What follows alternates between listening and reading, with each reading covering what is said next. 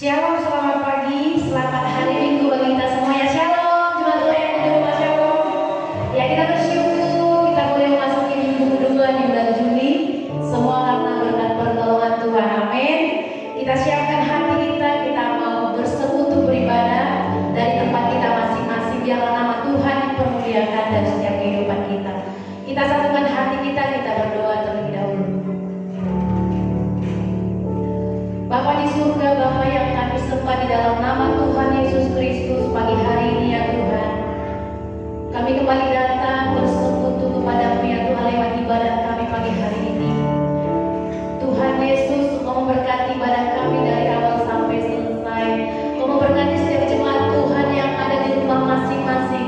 Biarlah kami akhirnya percaya hadirat Allah terus melingkupi kehidupan kami dan sepanjang ibadah kami. Nama Tuhan dipermuliakan, nama Tuhan ditinggikan. Terima kasih ya Tuhan, terima kasih berkati ibadah kami dari awal sampai selesai. Biarlah nama-Mu dimuliakan, nama-Mu semakin dibesarkan ya Tuhan. Terima kasih. Kami awali ibadah kami pagi hari ini dengan mengucapkan syukur. Haleluya, haleluya. Amin. Haleluya. Kita bersyukur kepada Tuhan sebab Dia baik dan sangat baik dalam hidup kita.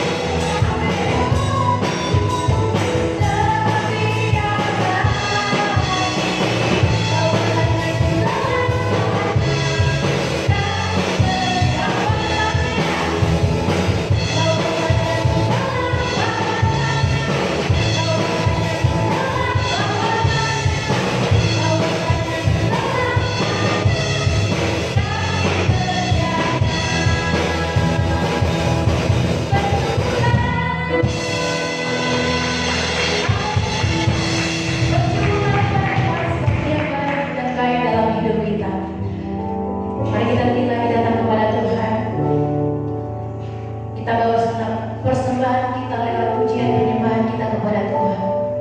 Sebab Dia satu-satunya Allah yang layak kita tinggikan sepanjang umur hidup kita.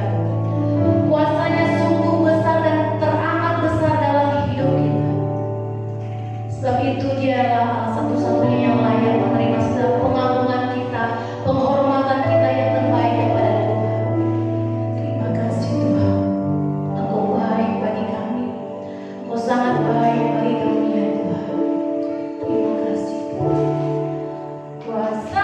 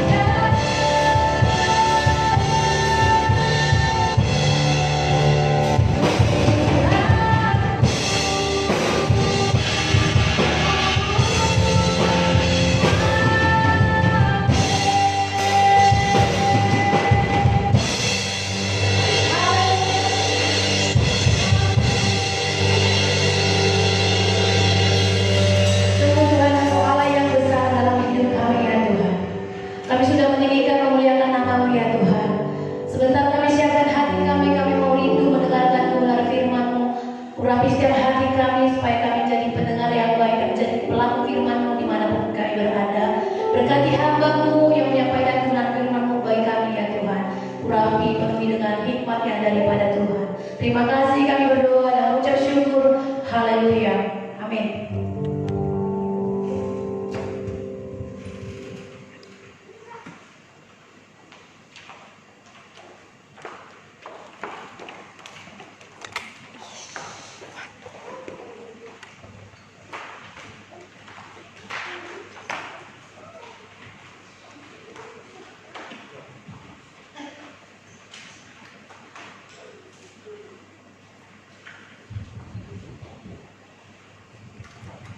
Shalom Bapak Ibu Saudara yang dikasihi Tuhan. Ya, dimanapun Anda bersama-sama mengikuti live streaming ini, saya mengajak kita sekalian buka kitab kita, Kisah Para Rasul pasal yang ketiga.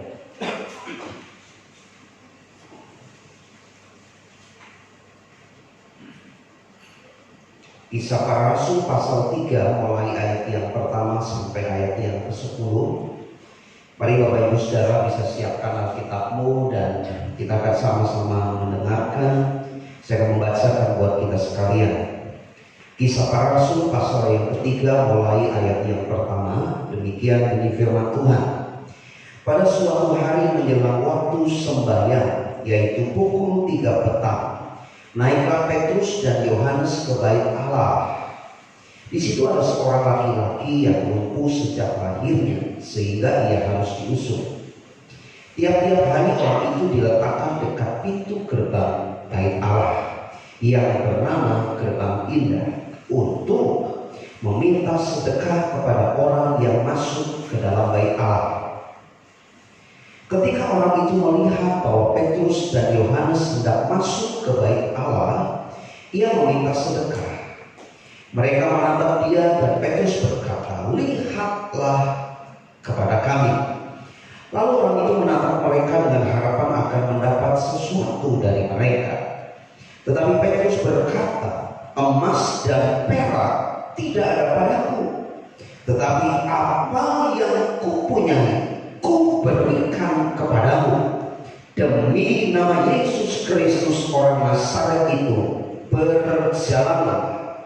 Lalu ia memegang tangan kanan orang itu dan membantu dia berdiri. Seketika itu juga kuatlah kaki dan mata kaki orang itu. Ia melonjak berdiri lalu berjalan kian kemari dan mengikuti mereka ke dalam bait Allah, berjalan dan melompat-lompat serta memuji Allah. Ayat yang ke-9. Seluruh rakyat itu melihat dia berjalan sambil memuji Allah. Lalu mereka mengenal dia sebagai orang yang biasanya duduk meminta sedekah di gerbang indah bait Allah, sehingga mereka takjub dan tercengang tentang apa yang telah terjadi padanya. Bapak Ibu Saudara yang dikasihi Tuhan, saya percaya Anda mengikuti beberapa waktu ini bagaimana kisah hari Pentakosta. Kita sudah peringati tanggal 31 Mei yang lalu. Kemudian di tanggal yang ke-7 bulan Juni, minggu yang lalu kita belajar bagaimana situasi kondisi pasca Pentakosta terjadi begitu dahsyat luar biasa. Dan hari ini merupakan khotbah lanjutan buat kita sekalian. Kita akan melihat ada hal-hal penting apa yang terjadi waktu itu setelah hari yang bersejarah bagi gereja. Apa yang telah terjadi pasca hari bersejarah bagi murid-murid Tuhan waktu itu. Dan juga kita belajar apa yang terjadi bagi dunia. Saudara, hari ini saya berulang-ulang minggu lalu saya sampaikan, 2 minggu berturut-turut saya sampaikan, hari ini Anda orang Kristen tidak perlu menanti Roh Kudus diturunkan lagi dari surga, sebab Dia sudah turun dan ada bekerja saat ini. So, ini menjadi perenungan buat kita sekalian. Kita belajar bahwa zaman ini adalah zaman di mana Roh Kudus sudah dicurahkan. Roh Kudus ada saat ini. Jadi dengan kata lain, saya tidak mengajarkan bahwa kita menanti pencurahan Roh Kudus lagi dari sorga. Sebab hari Pentakosta sudah terjadi. Dan saudara, kita belajar hari-hari ini justru kita mau melihat sebuah kebenaran apa yang terjadi pada waktu itu di mana murid-murid dipenuhi Roh Kudus pasca hari yang bersejarah itu.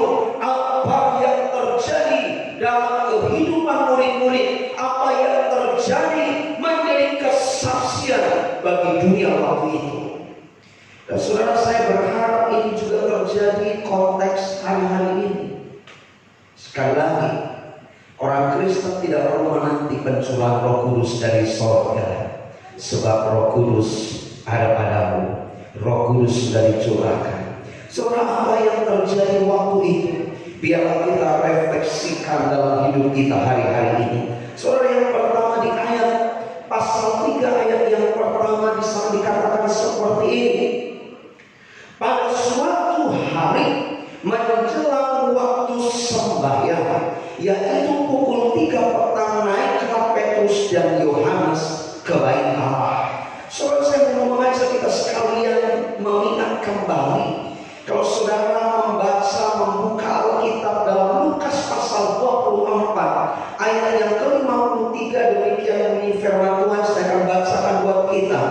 Saat Yesus naik ke surga, ayat 53 pasal 24 Lukas di sana mengatakan begini, mereka murid-murid saat Yesus terangkat ke surga dan Yesus memberkati murid-murid, maka apa yang terjadi dalam kehidupan murid-murid? Mereka senantiasa berada dalam bait Allah dan memuliakan Allah. Kalau saudara melihat juga dalam Kisah Para Rasul pasal pertama ayat yang ke-14, mereka semua bertekun dengan sehati dalam doa bersama-sama dengan beberapa perempuan serta Maria ibu Yesus dan dengan saudara-saudara Yesus. Kemudian di dalam pasal yang kedua, hari Pentakosta tiba, Roh Kudus dicurahkan. Di pasal yang ketiga ayat yang pertama, Petrus dan Yohanes menjelang waktu sembahyang di bait Allah, mereka datang ke bait Allah. Ini memberikan sebuah pengertian kepada kita sekalian. Ketika Yesus terangkat memberkati murid-murid, murid-murid mengalami sukacita yang luar biasa. Ada kegemaran untuk datang bersekutu kepada Tuhan, dan dibuktikan pasca Pentakosta, Petrus dan Yohanes bersekutu mendatangi bait Allah. Saudara, tidak kebetulan pandemi COVID-19 ini membuat semua umat beragama harus beribadah di rumah melalui online, live streaming, melalui media komunikasi. Semua institusi keagamaan mulai melayani umatnya dengan berbagai cara, dikemas secara luar biasa supaya umat terlayani.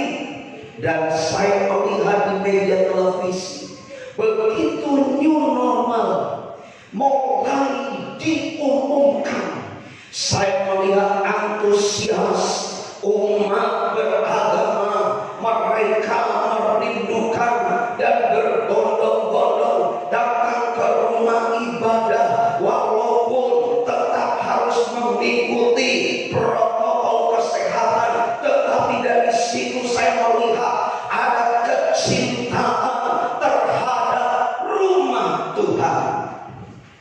Saudara, bagi gereja Tuhan, kita harus taat kepada pemerintah.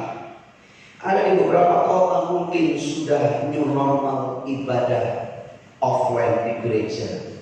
Tapi buat kita masih online live streaming, saudara, situasi belum memungkinkan dan kita masih menunggu dan mentaati protokol kesehatan dari para pemimpin aparat pemerintah di sekitar kita. Tapi satu hal kita belajar saat Petrus dan Yohanes menjelang sembahyang, mereka antusias datang ke bait Allah. Saudara, ini memberikan sebuah pemahaman pengertian kepada kita. Pasca Pentakosta seharusnya umat Allah, siapapun Anda orangnya yang percaya kepada Allah, seluruh sekalian Allah, Anda memiliki kerinduan, kecintaan bersekutu kepada Tuhan. Saudara, tapi ada bahaya lain juga. Saya berharap jemaat GBI Sokit tidak ada di poin ini yang saya sampaikan. Ada orang-orang yang karena mungkin tidak terpantau ibadahnya kepada Tuhan, hari-hari ini justru bisa terjadi yang rusak makin rusak. Saya berdoa Anda jemaat GBI Sokit ada bertanggung jawab di hadapan Tuhan. Kalau Anda masih berbuat dosa, bertobat. Ada persekutuan yang indah dengan Tuhan. Mereka dengan antusias. Saudara, perhatikan siapa si Petrus. Beberapa waktu yang lalu saya sudah sampaikan Petrus di awal mula kisah kehidupan yang mengiring Tuhan. Dia dipanggil dari seorang nelayan. Yesus panggil dia, ikutlah aku, akan kujadikan kau penjala manusia. Perjalanan pengiringan Petrus, Yesus mengajar banyak orang, Petrus ada di situ. Yesus melakukan mukjizat, Petrus ada di situ. Ketika Yesus mulai berbicara tentang hari di mana dia harus mati, mengalami penderitaan, disalibkan, mati, dikuburkan, Petrus berkata, sekali-kali itu tidak akan terjadi. Sampai Yesus menghadapi nyala iblis. Dan Yesus berpesan sebelum Yesus ditangkap, diadili, kau akan menyangkali aku 3 kali, dan itu terjadi. Petrus menjadi seorang yang penakut luar biasa. Sampai ketika pasca penyaliban Yesus, kematian Yesus, Petrus mencoba kembali kepada kehidupan lama. Dia mungkin bisa dalam bahasa saya, bisa saja saya tidak pas mengungkapkan itu. Mungkin dalam bahasa saya bisa saja frustasi karena apa yang selama ini dilihat pemimpin Yesus sepertinya kalah, mati, disiksa, disalibkan, dikuburkan. Tapi saudara, kita melihat dalam konteks itu saat Petrus lari meninggalkan pelayanan, Yesus panggil Petrus dan diskusi. Setelah sarapan pagi di Yohanes pasal 21, Yesus kanseling pribadi dengan Petrus. Petrus, apakah kau mengasihi aku lebih daripada mereka ini? Yesus bertanya, Petrus, apakah engkau agape kepadamu lebih daripada mereka ini? Petrus jawab, Tuhan, aku filos. Yesus tanya yang kedua, Petrus, betul kau agape kepadaku seperti yang aku tanyakan di awal, engkau lebih mengasihi aku daripada yang lain? Ditanya agape, Petrus jawab yang kedua, Tuhan, aku filos. Dan Yesus mengerti. Petrus diminta untuk agape mustahil. Karena itu dia jawab, aku filia. Dan Yesus turunkan grade standar dengan pertanyaan, betulkah kau filos kepada? Untuk filos saja tak mampu, apalagi agape. Sebab terbukti Petrus menyangkali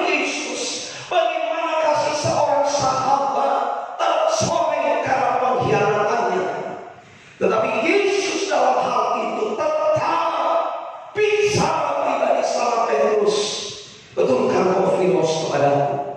Dan Petrus menangis. Kemudian Yesus menguatkan, menyampaikan tentang kematian Petrus di kemudian hari.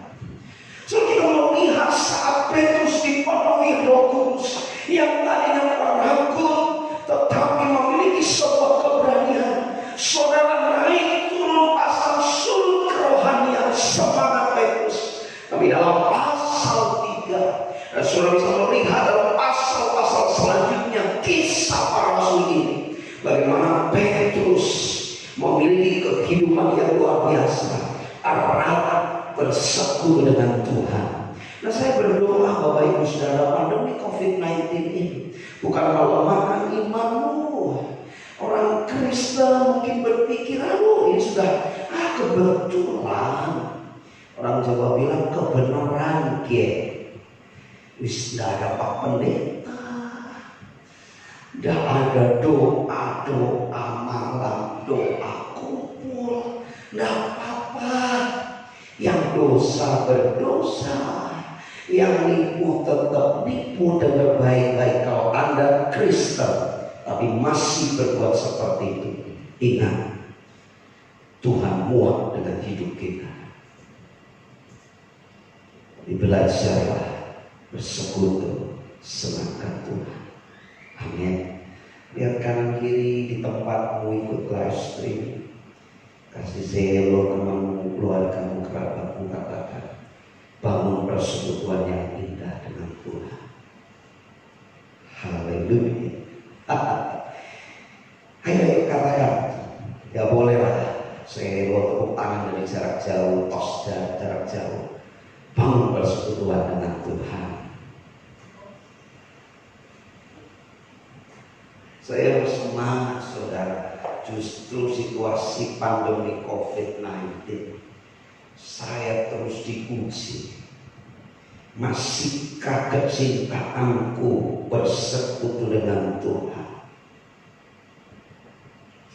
Wah, gejala efek pandemi COVID-19 yang suka masak, upload cara masak. Buat IG, yang gak punya IG hari ini buat IG. Karena apa?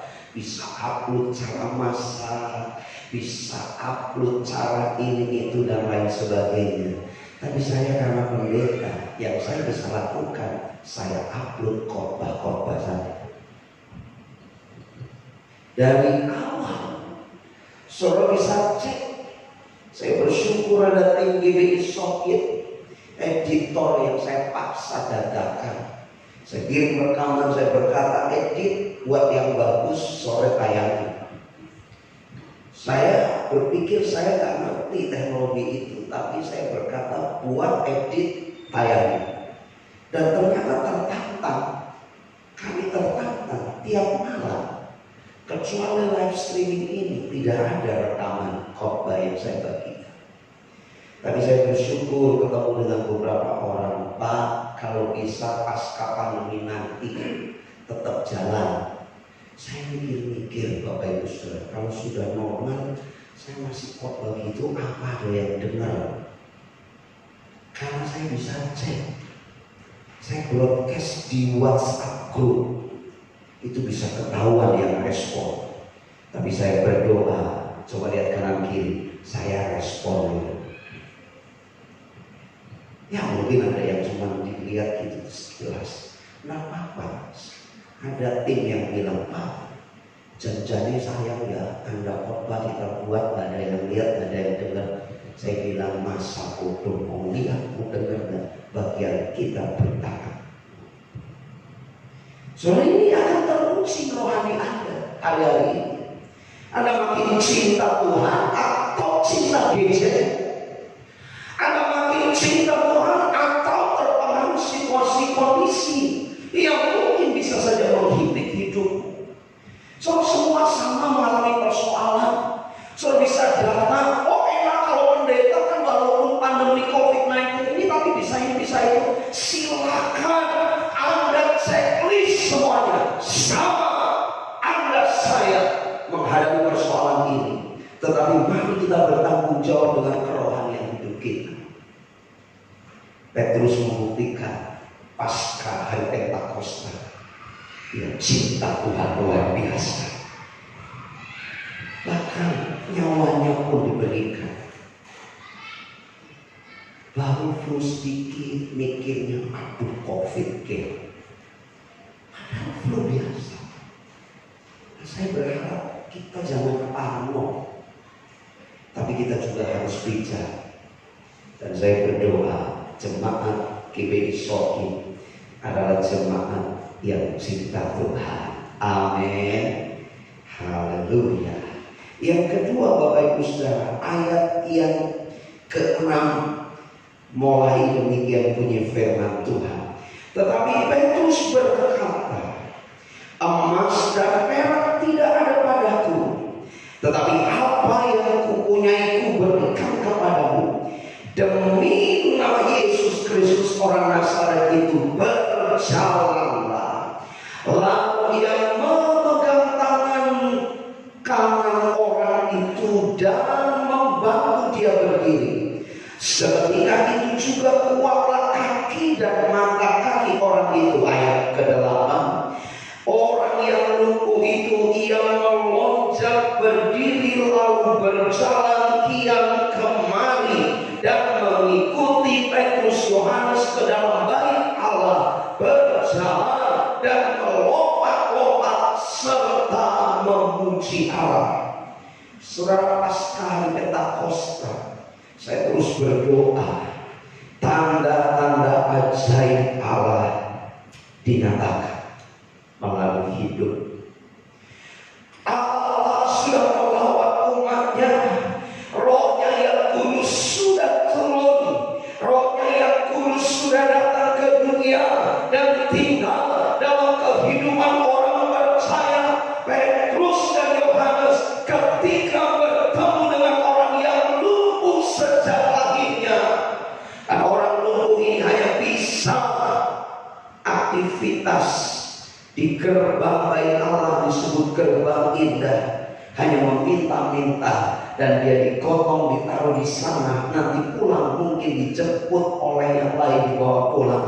Besok seperti terus ritme kesehariannya, diantar, minta-minta, diambil pulang, besok seperti itu. Tapi ketika Petrus dan Yohanes lewat di situ, Petrus menatap orang yang lumpuh ini dan berkata, emas perak tidak ada padaku. Semungkin harapan si lumpuh, dia duduk di situ, dia tangannya taruh seperti ini, dan mungkin mulai berkata, oh minta, Pak minta, oh minta kasihani. Tapi ketika Petrus mendengar dan berkata, lihat kepadaku, emas perak tidak kupunya, tetapi yang kupunyai di dalam nama Yesus, di demi nama Yesus orang Nazaret itu, berjalan. Dan mujizat terjadi. Saudara, mujizat terjadi bukan lewat pendeta saja. Banyak orang Kristen itu tidak pernah mau menggunakan kuasa yang ada pada diri. Kisah Para Rasul 1 ayat 8 berkata, kalau Roh Kudus turun ke atas kamu, kamu akan menerima kuasa. Ada daya ledak yang luar biasa, dinamis, seperti dinamit yang Tuhan tahu karena Roh Kudus tinggal dalam hidup kita, punya daya ledak yang luar biasa. Ini bukan untuk buat keonaran, teror dan sebagainya, tapi daya ledak yang bawa pengaruh luar biasa, pengaruh yang baik dan juga kuasa supranatural. Saudara, saya katakan kita jemaat GBI, Gereja Betel Indonesia, Sokaraja Kidul, kita percaya mujizat bisa terjadi hari ini dan seterusnya. Kalau engkau yang tidak percaya mujizat, saya tidak mau berkata apa-apa. Mungkin ada kelompok-kelompok yang acuh tak acuh, apa mujizat, apa lawatan Tuhan. Dengar baik-baik, mujizat Allah masih berlaku sampai hari ini, dan saya alami. Bersyukur kita ada di wadah gereja yang tetap meyakini bahwa kuasa mujizat Allah bisa dan masih berlaku sampai hari ini. Dan menariknya Bapak Ibu Saudara, Tuhan bisa pakai Anda. Karena waktu itu orang-orang percaya yang dipenuhi Roh Kudus melakukan tanda-tanda ajaib. Kalau saudara nanti melihat pasal-pasal berikutnya, bukan saja 12 murid, Filipus pun melakukan tanda-tanda ajaib. Stefanus mati sebagai martir. Saudara, mujizat demi mujizat, tanda-tanda ajaib terjadi melalui kehidupan anak-anak Tuhan. Haleluya. Jadi Anda dan saya ini dahsyat Bapak Ibu Saudara. Saya heran kadang-kadang orang Kristen itu mudah patah semangat di tengah jalan. Saya berulang-ulang saya katakan, saya masih manusia. Saya masih bisa jatuh dalam dosa. Tapi saya nggak mau pakai itu bahwa nggak apa-apa saya jatuh dalam dosa. Tapi kita bersemangat untuk hidup menyenangkan Tuhan. Kita masih bisa sakit, bisa mengalami persoalan pergumulan. Tapi kita harus membangun semangat bahwa Allah, Rohnya sudah ada dalam hidupku. Dunamin itu ada dalam hidupku. Ada kuasa yang luar biasa.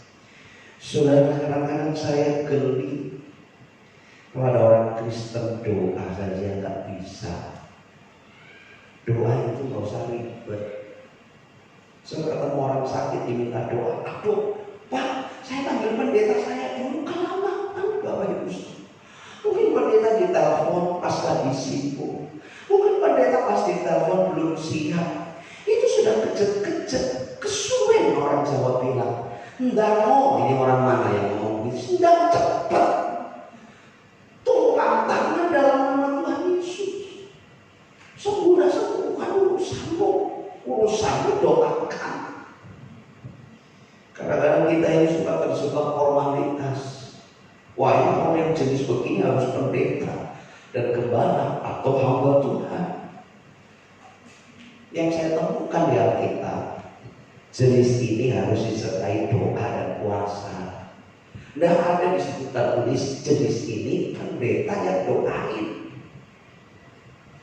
Kadang-kadang kita malas saja untuk berdoa. Tapi saya percaya pagi hari ini kita bersemangat mencintai Tuhan. Amin. Amin.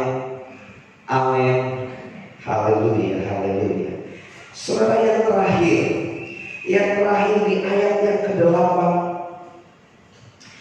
orang yang lumpuh itu ia melonjak berdiri lalu berjalan kian kemari dan mengikuti mereka ke dalam bait Allah, berjalan dan melompat-lompat, perhatikan, berjalan dan melompat-lompat serta memuji Allah. Ayat yang ke-9, seluruh rakyat itu melihat dia sambil memuji Allah.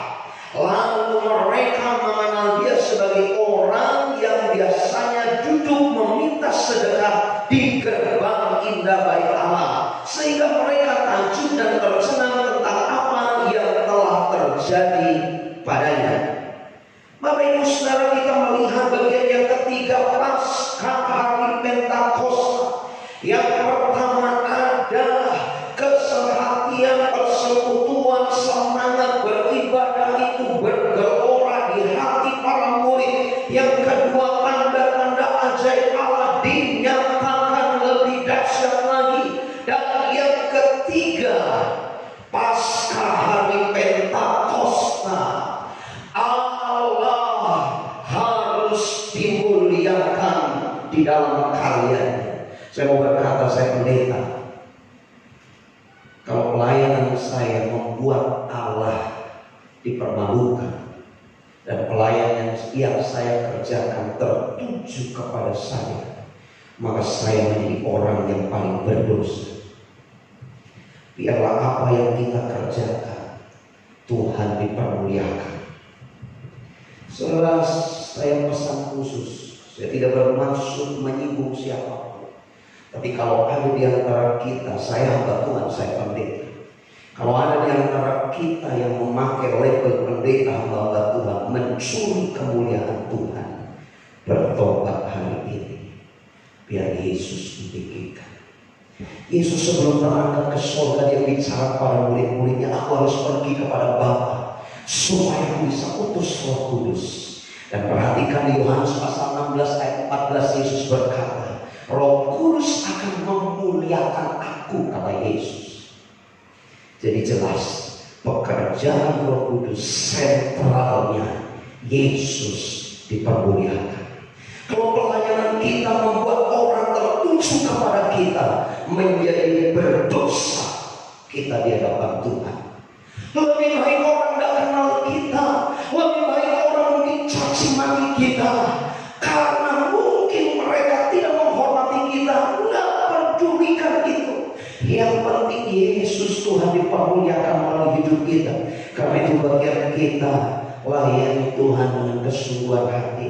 Anda orang Kristen jemaat pada umumnya mungkin Anda berkata, wah ini bukan bagian saya, itu bagian para pendeta hamba Tuhan. Dengar baik-baik, lakukan bagianmu jadi jemaat yang mempermuliakan Allah, bukan mempermalukan Tuhan.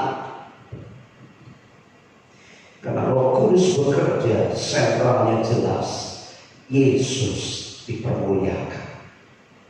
Saudara, banyak saya dengar kesaksian orang-orang tidak terberkati karena kelakuan kita orang Kristen kadang-kadang tidak bisa jadi berkat. Tapi saya banyak melihat, mendengar juga banyak orang-orang terberkati melalui kehidupan anak-anak Tuhan. Dan saya mendorong kita semua sebagai anak-anak Tuhan, dan secara khusus jemaat GBI Sotik, yuk biarlah yang kita lakukan Tuhan Yesus dipermuliakan. Saya tidak mau juga apa yang terjadi dalam hidup kita, GBI Sokitnya di depan nomor 1. Kalau itu terjadi, kita harus rame-rame berdoa minta ampun. Sokit tidak ada apa-apa, tapi Tuhan Yesus yang harus dipermuliakan. Amin.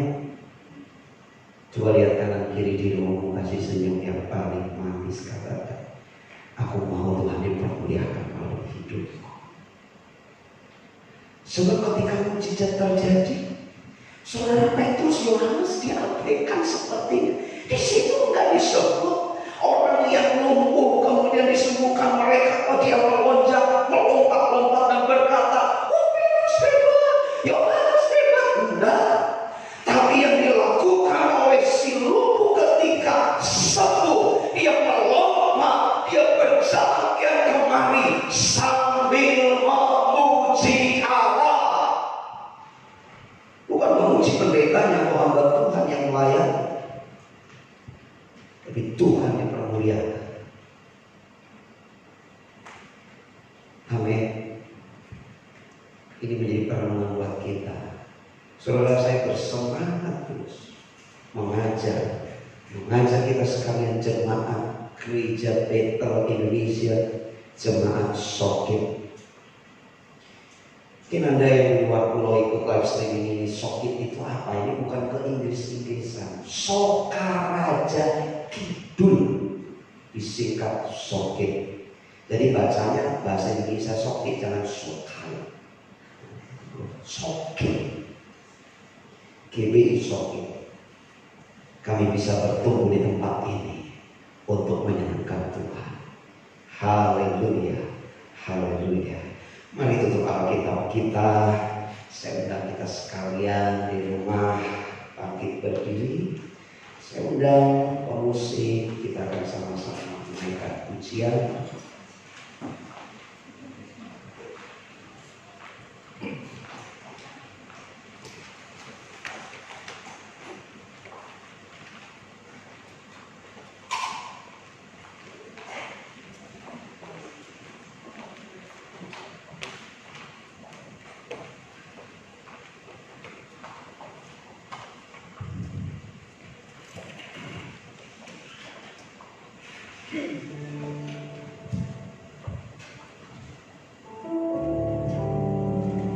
Kami bersyukur anugerah besar buat hidup kami.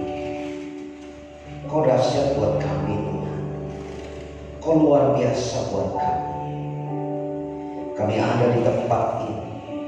Kami ada di rumah kami masing-masing. Kami ada di negeri ini. Satu hal yang kami rindukan, hidup kami tetap senantiasa mempermuliakan Engkau Tuhan. Mari Bapak Ibu Saudara, mari angkat hatimu pagi hari ini. Kita mau datang kepada Tuhan. Biarlah pujian pengagungan-Mu kita persembahkan kepada Tuhan. Haleluya, haleluya. Oh, haleluya, haleluya. Kau ku sembah,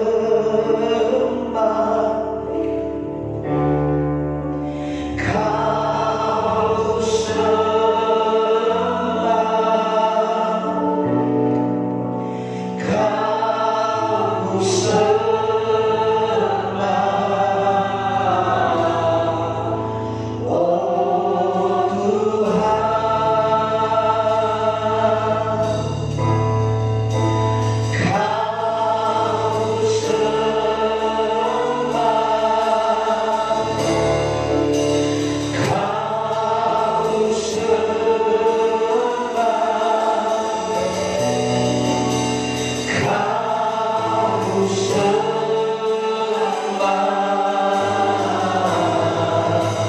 Oh